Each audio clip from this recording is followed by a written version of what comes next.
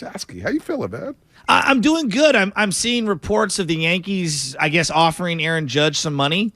Yeah, Aaron Judge got offered apparently 8 years, $300 million. Carlos Rodon is meeting with the New York Mets today. Ugh. Yeah, he's probably gone. I mean, we all knew that. Flynn told us about that. But forget baseball right now. Who cares? Hot Stove Steven. Well, I care. Hot Stove season, is all lukewarm right now. Winter meetings next week. Nobody cares. We all care about the Warriors. We all care about the Niners. We all care about the special guests on the line right now. Just for you, Joe Shasky, since it was your 40th birthday. Your 40th birthday. One more gift for you, courtesy of the Morning Roast and Matt Nahegan. It's the one and only Stugotz, the co-host of the Dan Le Batard Show. Dan Le Batard Show is Stugotz podcast. He's back on the Morning Roast. And yes, hey, Stugotz, last time you joined us, you said, you know what, our life expectancy is going to be short because we work morning radio. Well, guess what? We're still here working morning radio. Go figure. Shasky, how many birthdays do you have? I feel like I just did this like a month ago. No, that was for somebody else at the station. But in true Stugotz fashion, I'm doing a twofer. I am at the cabin right now working while on vacation. You got to love that, right? That a boy, yeah. You expense everything? Well, expenses at Odyssey. I don't know if you know this. We work in sports radio, Le Batard. Come on, man. We're not rolling with Dan like you are, man. Come on. But I did get myself. Hold on, Shasky, hold on a second. Let me ask you a question. Are you doing a radio show for your station right now? Yes. Did you fly to the place that you're doing it from? No, I drove. I'm like you. I have like an hour and a half drive away to my cabin, which is outside of San Francisco. I'm up in the Sonoma County. I'm up here in the cabin hanging out. My wife's only work week off all year. I got to take advantage of it. All right, but you drove and you're working. You're supposed to be spending time with your wife, which is just a terrible decision by you, by the way. Okay? Facts. But you're sitting here doing your job, and anything that you spend money on has to go back to the company because you're working. Get the hell out of here. I know. This guy. Well, listen to this guy, Stugotz. He's in a cabin with a house in the Bay Area. Tell me how much dough he's rolling in. He's working morning radio. Meanwhile, I'm working 2 jobs while hosting the morning show. This guy's rolling in dough, Stugotz. That's such a good point. If you get an expense bill from a guy who has his second house and is a cabin in the woods, right? And you're a manager, you're rejecting that report. Hey, Stu, similar to you, I got the golf cart in the garage right now. There's a frost delay. I got a tee time for later on. I'm on the first hole. I mean, come on. You got to mesh the two. You got to keep the wife happy. But we know that this gift was for me. And Stugotz, and listen to this. He's wearing a Sherpa while doing the show. He's wearing a freaking Sherpa. Wait, no, but I love Shasky's definition of keeping the wife happy. Working while on vacation and then playing golf. Exactly. Just two men just cutting it up. But, I have a line. You have a lot of different lines. Mine is pivot, don't panic. So I try to make the best of a good situation even better for myself. I mean, that's part of being completely self-involved. Yes, well, yes, it is. You have mastered my course. Hey,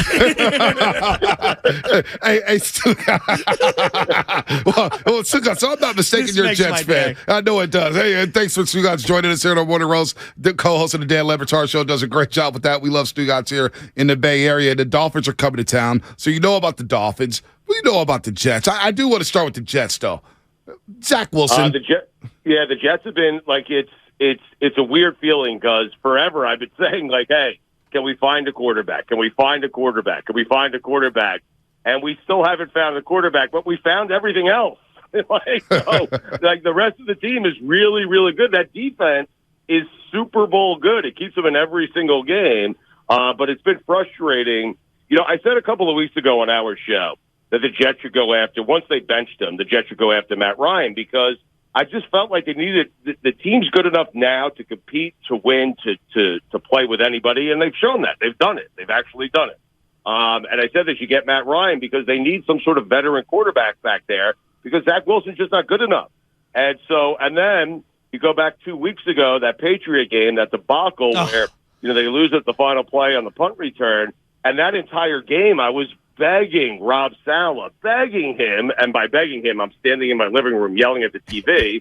But I'm saying, hey, give us Mike White, give me Joe Flacco in street clothes, give me any quarterback because any quarterback would have been able to win that game for the New York Jets. And so, but I'm encouraged by what I saw from Mike White. I will remind people that Mike White did that against the Bengals a year ago and then followed up with 4 interceptions. So we'll see how he does this week against a tougher opponent on the road with the Vikings. But I am encouraged by what I've seen from the Jets from this standpoint. The last 2 drafts, with the exception of the quarterback, Joe Douglas has nailed those drafts. Yeah. And so we'll see what happens here with Zach. We'll see if Mike White can be good. But I think this team has positioned itself well enough where if one of these veteran guys here in the offseason wants to try to win a Super Bowl at the end of their careers, maybe they choose the Jets. So, listen, we don't have much to cheer about as Jet fans. I certainly haven't over the last 40 years. There is enough young talent on this team. You talk about Breece Hall, who's injured now, but Wilson, Gardner, some of the guys they have on defense. There's enough young talent where I'm really excited for the next 5 or 6 years. Okay, so we got to get local here because, we're big Niner fans. I'm a diehard 49er fan. So is Bonte. And one of the running themes on your guys' show, because I listen religiously, is is Tannehill any good? It took 10 years for you guys to figure out, is he any good? And then boom, he gets Derrick Henry, and he's not bad, From your perspective, is Jimmy Garoppolo any good? Yeah, on the right team, he's really good. On that team, on your team, he's really, really good. I don't know about you guys, but for me, and we do a weekly thing with Chris Sims, and he agrees with me on this, where Garoppolo looks younger, he looks quicker, he looks thinner, leaner, he's making better decisions, and this is already a guy who's made, good decisions. He hasn't turned the ball over. He's playing really well. He's good for the San Francisco 49ers. If you're asking me, do you put Jimmy Garoppolo on any single team and they instantly become good? No, of course. The answer is no. That's a special kind of quarterback. That's Joe Burrow type stuff. Yeah. Put him anywhere, and that team's going to automatically be a good football team. So I would say Garoppolo's good for your particular team. But I don't think he'd be great on any team. Yeah, sticking with this same theme, we obviously, me and Bonte, we went to practice. I'm giving you my bona fides, and we go to practice. First time we see Trey Lance, and he just looks the part. And we go the kid crazy. Was absolutely dominant. Yeah. We put out a video. It goes completely viral. Adam Schefter's talking about reports out of camp, the 49ers quarterback situation. Trey Lance is lighting it up. The kid never really put it together yet. He hasn't had any opportunities. You've seen Tua now. It looked kind of not really good. And then they add Tyreek Hill. They add McDaniels, our guy here from San Francisco. And now he looks great. Do you think that same thing can happen for Trey Lance here, or you don't know? It's a great question. They're going to have some decision to make, right? This is crazy. Because Garoppolo, he's gotten them to championship games, a Super Bowl.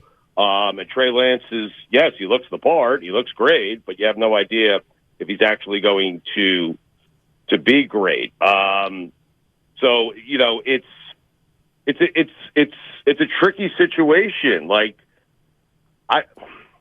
I would probably stick, if I'm the San Francisco 49ers, because Kyle Shanahan is so great. And what we've learned about Mike McDaniel is just how great Kyle Shanahan and that system, that offense is, because it's so creative. And they use, Tyreek Hill here is the best version, and this is saying a lot, of Tyreek Hill that we've seen, simply because Mike McDaniel knows how to use him correctly. And Kyle Shanahan knows how to use his pieces correctly, his players correctly. I think it could happen here because I've seen it happen down here. I saw what happened. Mike McDaniel sat with me and Dan and said Tua's the most accurate passer he's ever seen. And I will be honest with you guys. I was shaking my head agreeing with him on the outside and the inside. I'm like, this guy's a fool. What is he talking about?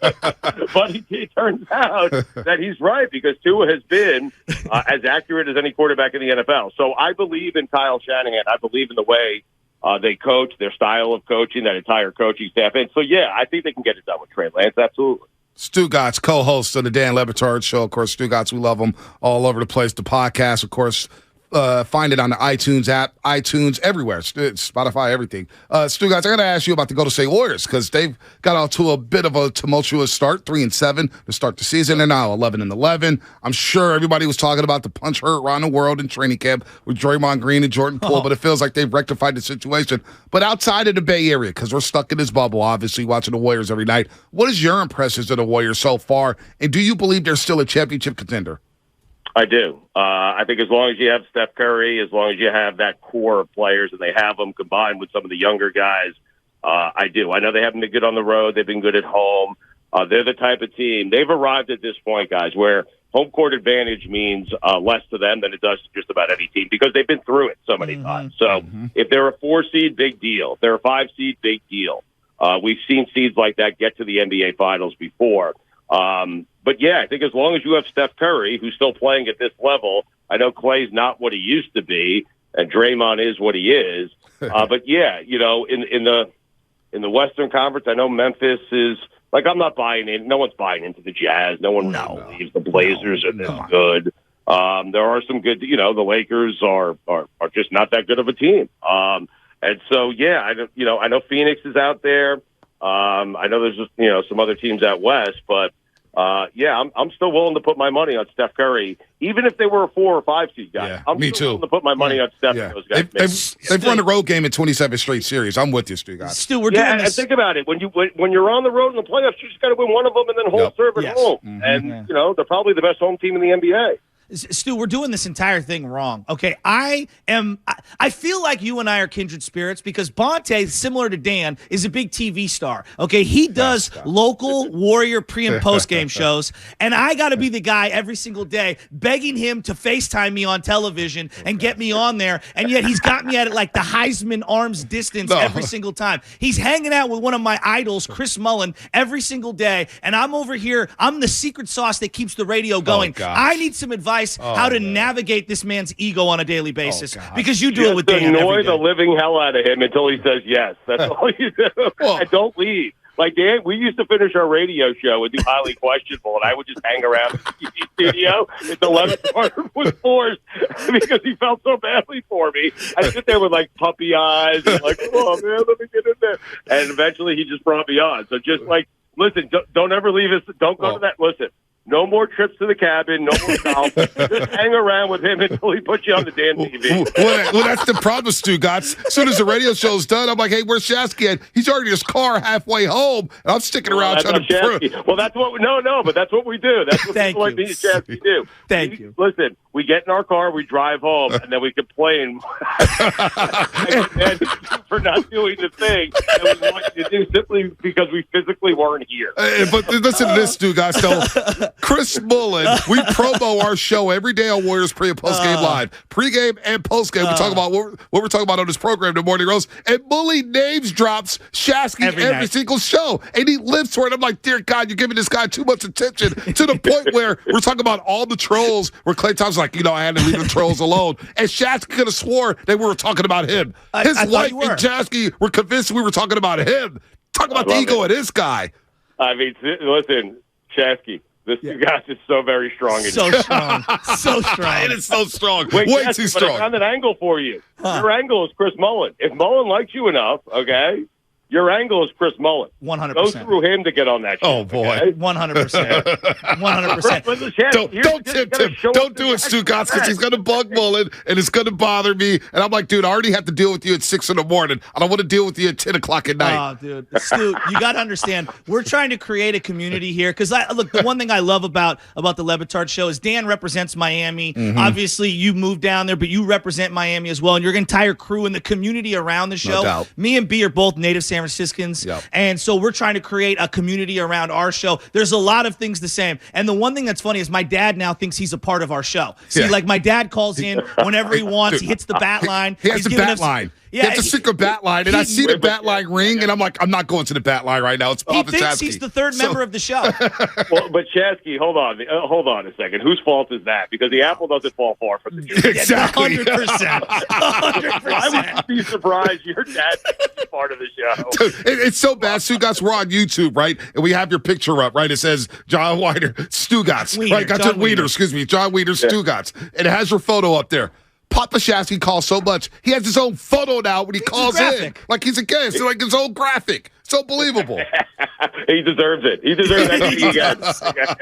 Matter of fact, he's probably going to call in 2 minutes. Hey, you know what, Stu? I want you to tell Bonte about the time you left the Miami Heat game prematurely because this is a great story. Game 6? Yeah, it was Game 6. Listen, life is all about a good parking spot and leaving the game at the right time. Okay, so, and in this particular case, I've never left the game at a worse time in my entire life. You know what? What was that? I was going to say, I leave Niner games early, too, because the traffic is so bad coming out of Levi Stadium. It's so bad. That I time it perfectly, and I navigate through the park. I do some illegal things to get out that parking lot, no doubt about it, but leaving game 6 early. And you guys know as well as anyone how long the NBA postseason is. It's like another season, right? Yeah. So you get to game 6 of the NBA Finals, you're like, it's been like 3 months of playoff basketball, right? And I thought the series was over. They had roped off the court. They were, the Spurs were already celebrating on the bench. And so I was walking out game 6 of that arena, and as I'm already outside the arena, and I knew from many, many years ago in the games that there's no way, there's no re-entry. I'm not getting back. And so as I'm walking to my car, and there's a bunch of Heat fans walking with me, all of them, right? And as I'm walking, you hear this enormous cheer roar from the crowd, right? And I'm like, oh, my God, something good happened. Something historical happened. Oh, my God, I left the game. And I see all these fans. So I just keep walking. I keep walking to my great parking spot, okay? And I keep walking, and all these fans heard the same sound I heard. They start turning around and going the other way. And as they're passing me, I'm telling them all, hey, you ain't getting back in. You ain't getting back in. Like, what is that? You ain't getting back in. You ain't getting back in. So I just kept walking. And what I learned when I got in my car is what I missed was the greatest shot in NBA history. And the overtime that ensued. And so I had to drive home. And I couldn't listen to it on the radio because now I'm in a situation where I have to call my wife. She said, oh, my God, did you see that? I said, no, I'm in the car. She started yelling at me. And so I asked her, I said, hey, do me a favor. Tape the game. I'll listen to nothing. Because you can't even listen to FM on the way home. Someone's going to blurt out the score, right? Yep. And so I drove home in complete silence. Got home very quickly, though, guys. Normally that would be like a 2.5-hour drive with traffic. I was home in 40 minutes, sat down on my TV, watched overtime. But still, to this day, regret. I was there. I was 5 rows away from where I am. Oh, my God. And I missed it. Stu, before you get on out of here, you and Dan have been together almost 20 years, correct? I think just over 20, actually. Okay. Wow. Apologies. Wow. So what me and Bonte, we're like, we love each other. We're like brothers, but we at times want to kill each other, and we need a break every now and then from each other, but in a good way. That's why he's in the cabin. What is the key ingredient to this relationship long term? Give it to me. I think from both our standpoints, if he's the Levitard of your show, let him be the Levitard of your show and stop annoying the hell out of him trying to be the Levitard of the show. Just be happy being Shasky. You know what I'm saying? Yeah. Like, I wanted to get into this industry desperately. And everyone has a different path, and everyone has, so if you asked me 20 years ago, hey, Stugotz, this is the character you're going to turn into, would I have taken it? Probably not, because I wanted to be Christopher Mad Dog Russo, or I wanted to be Mike Francesa, or I wanted to be Dan Levitard. But you know what? I ended up being Stugotz, and Stugotz is pretty damn close to who I actually am.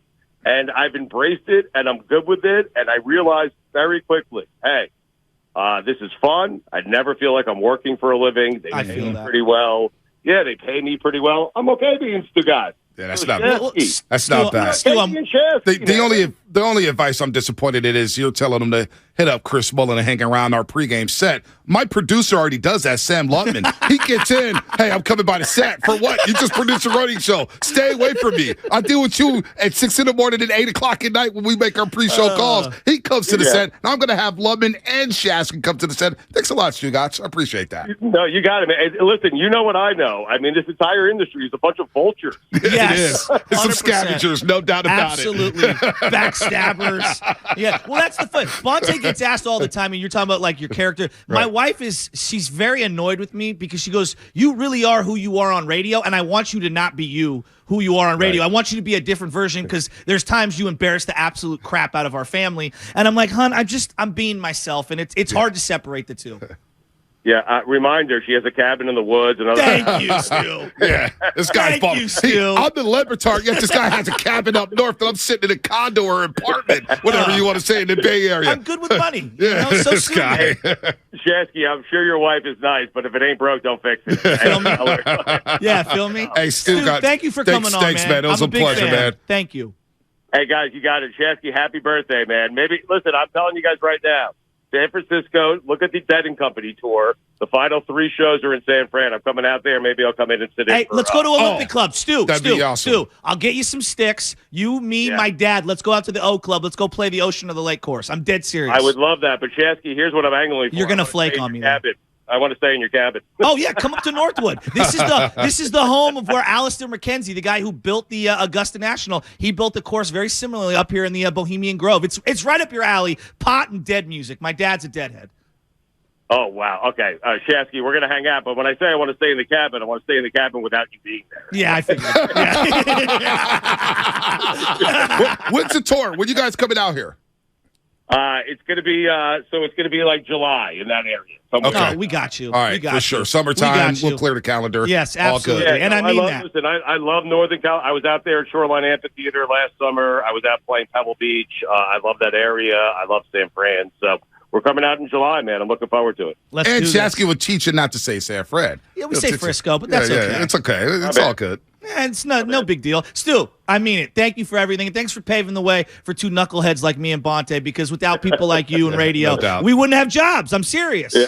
No, you got. Well, listen, Bonte seems like he's doing just fine. Facts. Stugotz, you're the man, bro. We love you, man. All right, guys. Thank you so much. Hey, happy birthday, dude. Thanks, brother.